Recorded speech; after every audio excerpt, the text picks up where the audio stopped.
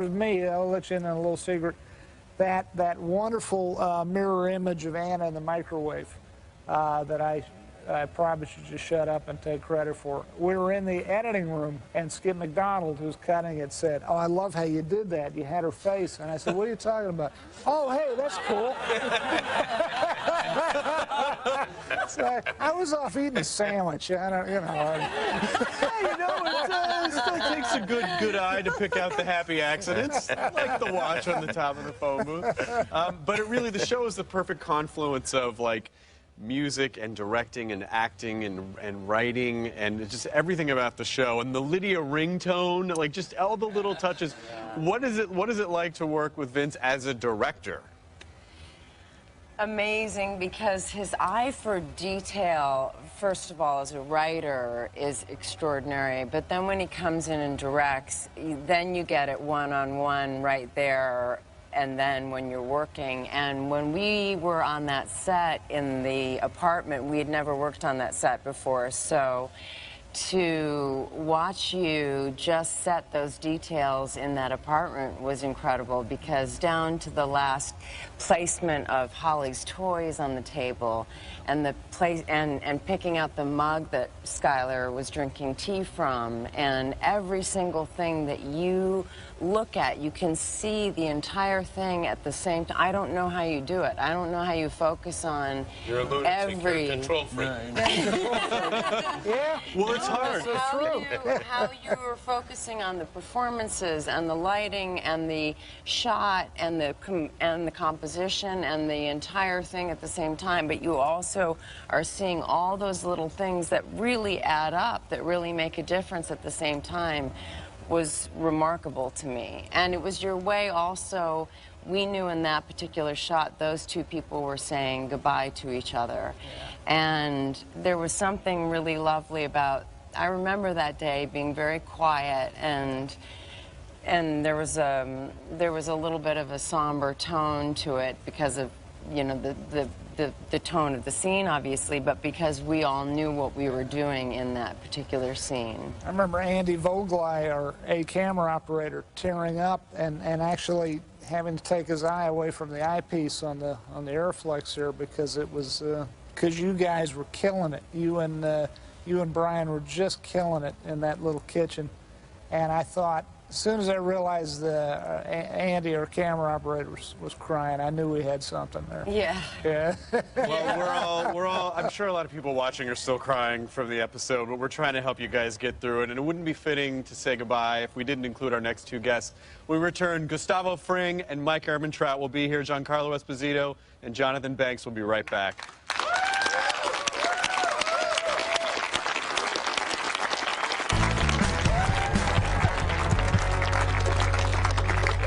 Brought to you by Captain Phillips, in theaters October 11.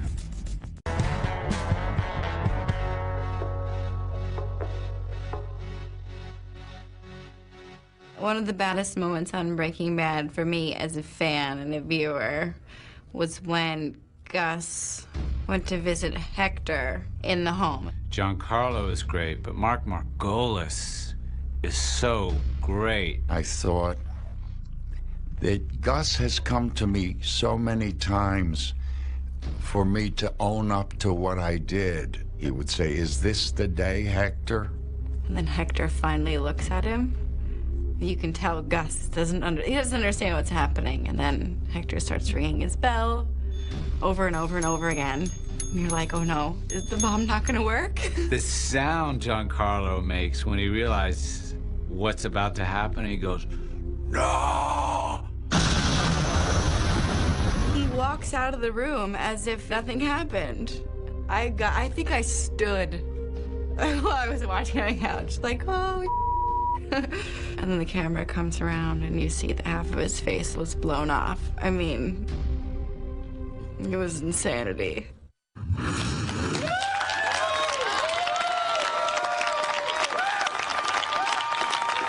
Welcome back to Talking Bad. I'm back with RJ, Jimmy, Vince, Anna, and please help me welcome Jonathan Banks and the man whose face we just saw blow up, Giancarlo Esposito.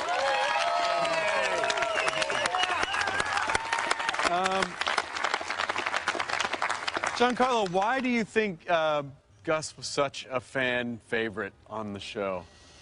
I think part of the reason why is through the vision of Vince Gilligan and his writers, and the inspiration that they put forth in the very early episodes of Breaking Bad, when I was just a mild and meek servant of the people in Los Pollos Hermanos. This is what caught my attention. Vince wrote something that really appealed and struck me inside, hiding in plain sight. Many of us in our own lives hide from ourselves in plain sight, but Gus was hiding from a bigger entity of humanity in plain sight by pretending to be that kind and wonderful human being, which was a part of him.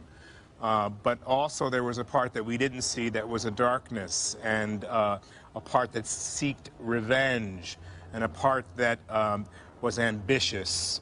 And so I think the combination of both dark and light, black and white, were the reasons why Gus became a fan favorite. And somewhere in the middle of season 4, fans began to sort of move over to the Gus side and want to see him succeed, maybe in a way that in early times they wanted to see Walt succeed in supplying for his family. Well, it's also not just, I mean, he wasn't the kind of villain that most of the time was like, I'm a scary drug dealer. Like, he was calm, collected, never freaked out. He always seemed centered and in control. And, you know, and that to me is a much scarier villain than someone who's way out in front. Absolutely. And Brian always teases me and says that, you know, in many ways I justify Gus's actions through my own kind soul, but I do believe that Gus was trying to bring people to their best selves. You take moments where he cultivated the chemists that were one who came off the street in Max in El Salvador. He wanted him to realize his dream, even though he wanted something in exchange for giving over that dream. Puts him through school, work for me, but there's a purity in that. And I wanted to exemplify that and bring that to light so that Gus could be someone who lived and walked on both sides of the street. Well, let's talk about like Mike Ehrmantraut for a second. Gus wants to bring out the best in people. Oh, he's doing the Mike look. You just got the Mike look. Don't I? Wait, and I got to say this real quick. Tom Schnoz plays a great classical guitar. He's one of our writers. It's an in-joke between the two of us. Next question. Okay, next question. I know you corrected him on something, and you said you would make everything right on the show. I promised I would say that first thing. So why do people love Mike so much? I loved Mike as a character. I wanted Mike to be my dad, even though he was horrifying. I love Mike. You know, I hate to be serious, but it's, you know, Mike lost his soul. Mike knows he lost his soul. And I think there's a part of all of us, if you live long enough, that you have lost a piece of yourself. And at the same time, Mike is in control, Mike gets it done, and Mike is not afraid. So I think there's a part of us that, all of us, that would like to be like Mike, including me. There's some Mike I would like to be. Well, we're going to talk to you guys more a little bit later, but all season long we've told you about the cool Breaking Bad stuff you can buy, which include this Heisenberg sweatshirt, which on the front, Breaking Bad, and on the back, Heisenberg skull and crossbones. And again, in our final Oprah moment on Talking Bad, you guys are all getting one in the studio audience. Nice. And you guys who don't have to miss out, go to BreakingBadStore.com. Right now, there's a huge sale going on for the viewers. We'll be right back to talk to more of these guys in a minute. We're going to get through this, people. We're getting through it. Slowly, sadly. Oh, man. I'm going to weep into this sweatshirt.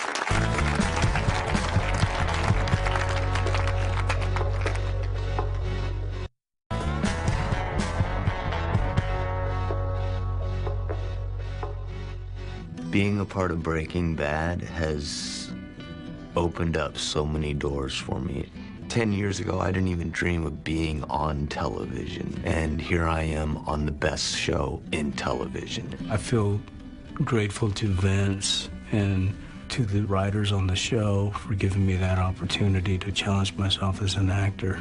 You know, it was hard. It was a hard show to make on everyone. So the fact that we were able to end it without, I think, stumbling is really satisfying. It's sort of raised the bar for the kind of work that's possible that I want to do. That first day when I worked on Breaking Bad with Anna, we really took time to find that scene. A scene that was thoughtfully written about characters on a character-driven show. And I kind of remembered, oh my God, that's what I'm in this for. It's really nice when you get to be a part of something and work on a show that you actually love and like and can't wait to watch. It was just a life-changing event. It was my first writing job, so it gave me a career. Also, I met my husband on the show, so it's changed my life professionally and personally. It's been amazing. It's a great cast and crew, and I love it. It's sad to see it end. Welcome back to Talking Bad. I'm here with RJ, Jimmy, Vince, Anna, Giancarlo, and Jonathan. Those are some of the cast and crew sharing with us how Breaking Bad changed their lives. Oh, Anna, I know. It's fine. We're fine. Just ignore me. We're all among friends. Hugs. Jonathan, so I have two questions for you. Number one, how do you think Mike would feel about Jesse getting away at the end? Well, Jesse's just only going one place. No matter what Aaron says, I know where he's going. He's going to take care of Brock. Yeah. Period. Yeah. What does the end of the show mean for you? Oh, Christ. All right, I do this, and I am sappy and sentimental, guys, but it's 46 years that the rest of my friends have heard that 1,000 times. I've done this 46 years professionally. This is as good as it gets. I think we're all, and I certainly am, a little adrift from such an experience of where you truly cared about, you were so proud of what the material was. And then you fell in love with all these people. And you literally fell in love with these people. And it went from the network to the guy who turns out the lights. We were all so happy to be there. Anna, how's the experience changed you? Boy. I can't say it better than Jonathan just did. You wait for writing as an actor that is this good, and then you get writing that is extraordinary, that is at this level, and you really can't believe it. Each script got better and better and better. Every time we got a script, it felt like Christmas morning. That's what it felt like. And I would be astonished at the craftsmanship, I honestly would be astonished. And towards the end of these 8 episodes, I would find my hands shaking sometimes reading the scripts, and I would close them and think, I don't understand how they do this. I really don't. So I feel like one of the luckiest actors in the entire world, and well, Vince, I'm tremendously grateful. Well, Vince, we have about a minute left, Vince, so if you could tell us, what do you hope is the legacy of Breaking Bad? You know, you want your work to be remembered. You want it to outlive you. And my favorite TV show ever was The Twilight Zone. Mm-hmm. And I think about Rod Serling. Started that show 54 years ago this year. And it long outlived him. He passed away in 1975, but there's kids who haven't even been born yet who will know the phrase, The Twilight Zone. And hopefully we'll still be watching those wonderful episodes. I've seen them all 10 times each, and I can't say that's what will happen with this show, but you want to have that kind of immortality through your work. That would be wonderful. I'd feel very blessed. Oh, Brian's going to parachute down. Oh, that'd be amazing. That'd be amazing if Krantz was just, hey, guys, did I miss it? In the credit. Well, I can't believe I'm saying this, but this is the end. And I want to thank you on behalf of the fans for respecting your fans and for having a show that never dipped and ended on top. And it's sad to see it go after 5 seasons, but I think you did it the right way. And thank you for allowing us. Thank you for being here so that we could all say goodbye to you. We so appreciate your work. And thank you for watching Talking Bad all season long. I hope I didn't ruin it. It's great to be here. Thank you to my guests, Aaron Paul, Jimmy Kimmel, RJ Mitty, Anna Gunn, Giancarlo Esposito, Jonathan Banks, of course, Bryan Cranston, and I'm a little choked up, the entire cast and crew of Breaking Bad. A very special heartfelt thanks to Vince Gilligan for being with us tonight and for giving us 5 unforgettable seasons of Breaking Bad. I'm Chris Hardwick at Nerdist saying for the very last time, have an A1 day. Thank you.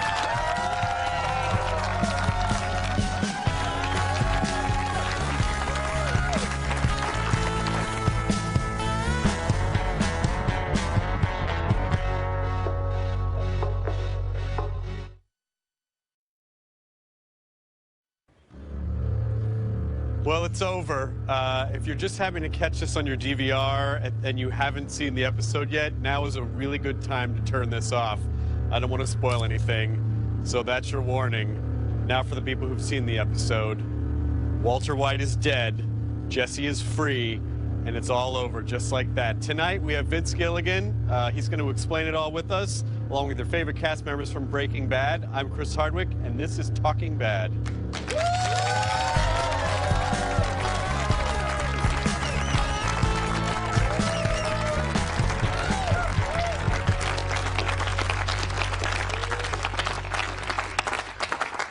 Welcome to Talking Bad. For the next hour, we are coming to you from Hollywood Forever Cemetery, where Aaron Paul is throwing a massive finale screening party to benefit Kind Campaign.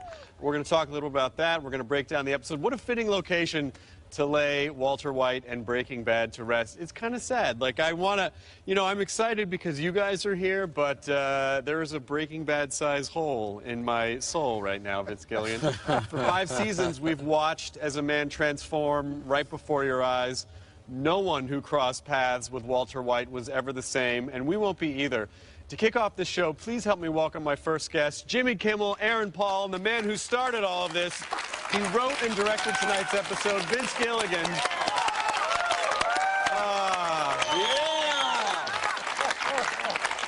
So, first of all, on behalf of fans, I want to thank you for making a finale that actually answered things, wrapped things up, didn't leave it open-ended so the fans could make their own decisions.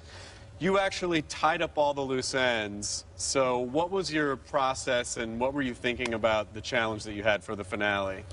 Well, thank God I had 6 excellent writers who've been with us, most of whom have been with us right from the start, and the 7 of us, the 8 of us, counting my assistant Gordon Smith, who's right there in the room with us, just try to figure out every possible permutation to this thing that we could conceive of. And we went through a lot of false starts and endings that went nowhere.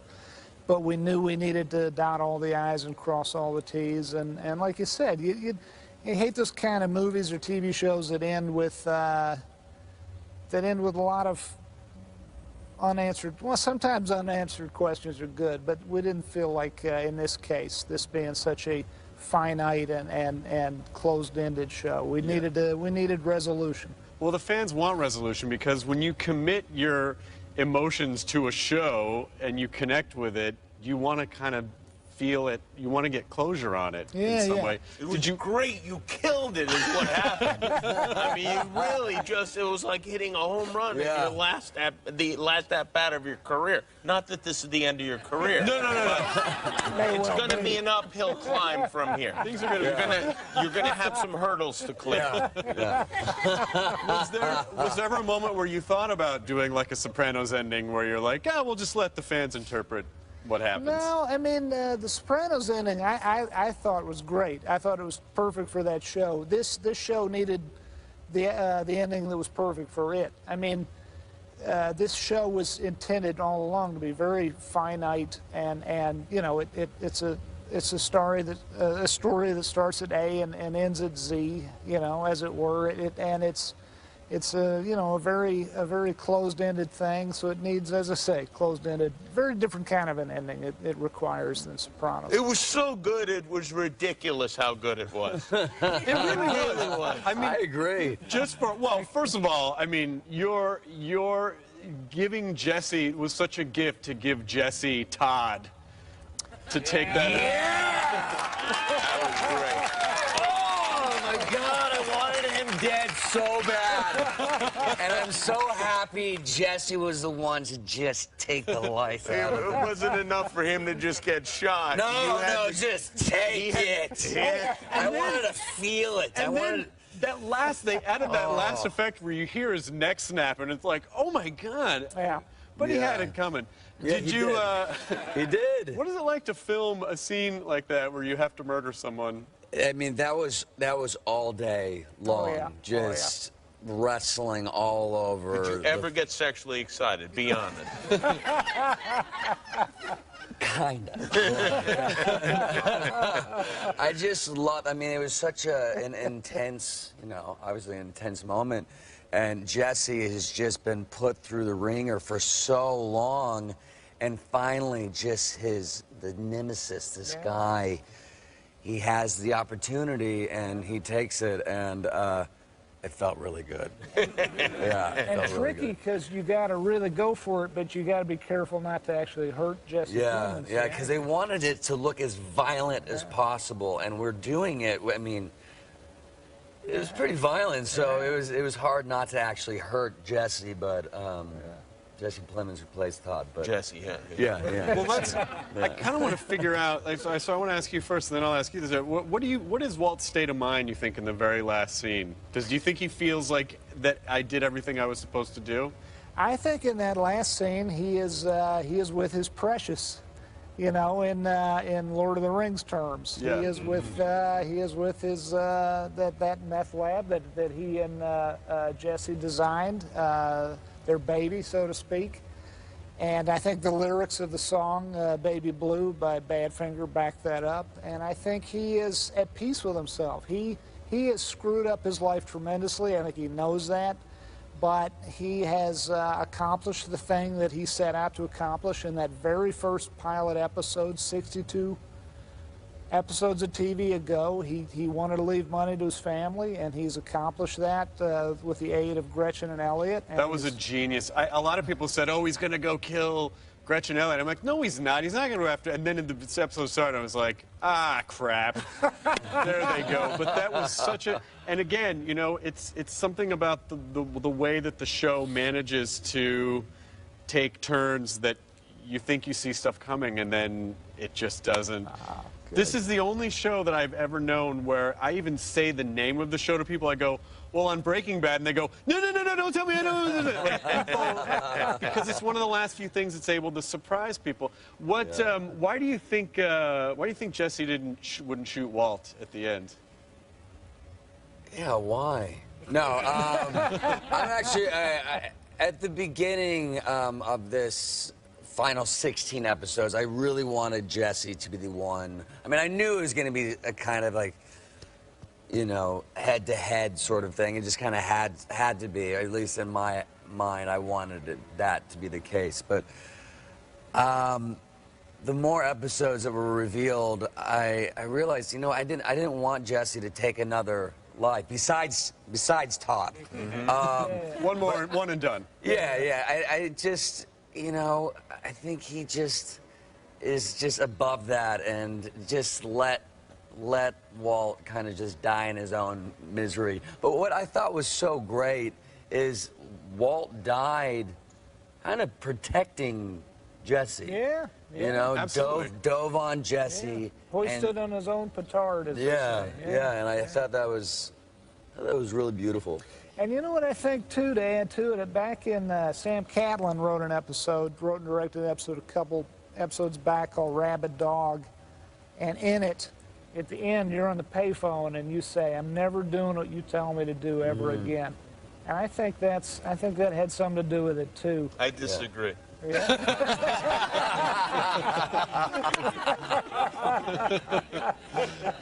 Yeah, he doesn't. It's basically Jesse basically is getting freedom. He's getting freedom from the Aryan Brotherhood, and he's getting freedom from Walt. Like I'm not going to do your dirty work anymore. You and at want that me point, to it's kill dirty you? work. Yeah, that's the gonna kill line. you. He's like, just say And you want this. And I feel like Walt also was giving Jesse the opportunity to do whatever made him feel best in a way. Like I think Walt knew that he was going to die within the hour. What do you want to do? Whether it be but he wanted to give Jesse that opportunity, and of course I'm telling you, like, No, that's that's what I gathered. I think from. you're right. What's the future for Jesse? Like, what happens? I mean, you know, he's free from the Nazis, thank God, and he's away from Walt. So I mean, what's his first stop in that vehicle? I mean, does he stop at In and Out? I think he's just Pollos Hermanos? Yeah, I think he's just driving as far away as he can until he pretty much runs out Brock. of gas. Maybe he's gonna go after Brock. Maybe he's gonna go see Brock, say bye to him. I have no idea. I just the future is definitely, you know, he's free. So right now the future. No is one's on looking his bright. trail. Yeah. He's totally free. He can start over. He's going to get the life that he should have had, hopefully. Later in the show, Anna Gunn, R.J. Mitte, Gus himself, Giancarlo